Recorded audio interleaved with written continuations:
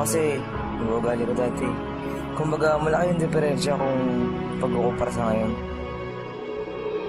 Dati, kapalang mukha ako manghingi sa mga magulang ko ng pera para sa mga luho ko.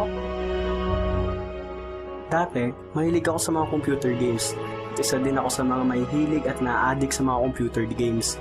At ang pinakagusto kong laro, Dota.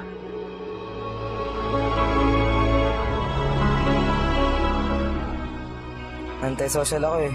As in, ibang level yung pagiging mahihain.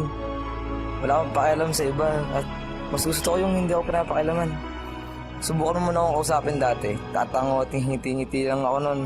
Pag magkasama tayo, maya mawawala na ako sa paningin niyo at magsasalos akong saan-saan.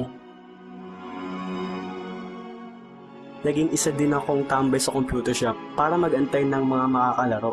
At kulang na lang ay doon ako tumira kasi parati ako doon sa computer shop para maglaro ng Dota. At kung minsan pa nga napapabayaan ko sarili ko para lang makapaglaro. Pero ngayon, naiba na ang lahat ng iyon simula nang nakilala ko si Lord sa buhay ko. Kung dati, lagi akong tambay ng computer shop, ngayon ay nasa church na para mag-serve kay Lord. Gala ako ng gala, inaabot pa ako ng madaling araw. Tapos, kinakahiya ako si Lord sa mga kaibigan ko. Gala pa rin naman ako ng gala, pero may purpose na. Gumagala ako para may share ang Word of God sa mga kabataang hindi pa kilala si Lord. Pero may nangyari sa akin na nagbalintad sa ugali-libugan ko. Ginagawa ko ni Lord. Kasi may Diyos ako. Tayo, yung mga pangyarihan. Turuin nga, di ba? Nothing is impossible. Kaya ngayon, inaunahan ko na yung hiya. Ganun ka-powerful si Lord.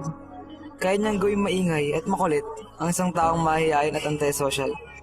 Kung dati, lagi akong tambay ng computer shop, ngayon ay nasa church na para mag-serve kay Lord. At kung dati ay purong computer ang kaharap ko, ngayon, Bible na ang kaharap ko at ang binabasa ko.